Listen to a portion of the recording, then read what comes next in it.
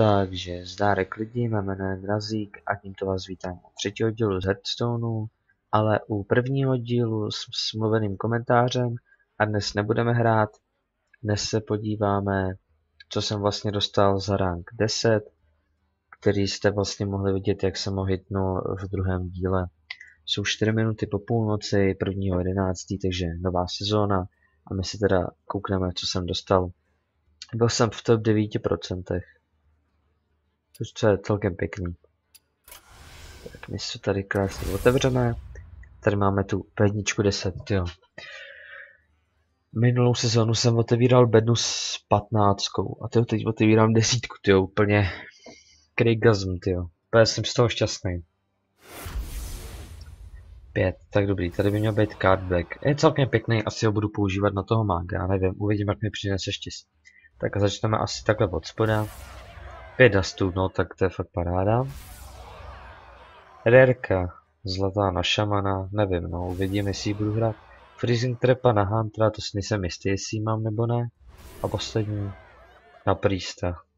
Lightspell, no. Je to zlatý, no, mohli byste toho pokápnout nějaký dusty, ale to já nedisenchantuju karty. Dostal jsem 15 hvězd navíc, 15 hvězd, takže nezačínám od 25 ranků. Takže jsem rank 19, no, takže mám co dělat.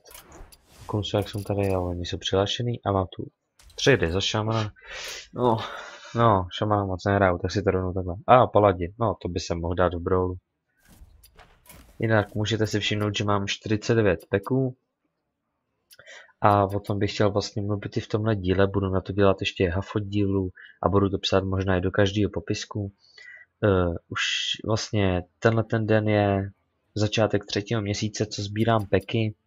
Už sbírám teda 2 měsíce celé a za každých 100 goldů kupuju pek. Za každého brawlu si nechávám pek a za každý spek si nechávám pek a budu dělat takový vánoční stream, kde budu otevírat všechny peky. Ještě tam budou nějaké giveaway o Steam klíče, ale nebudu předbíhat.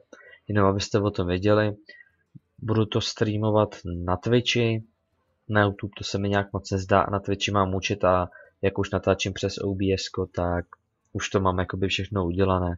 Akorát to mám teďka všechno z Viple. Jinak to mám už last followery a takhle.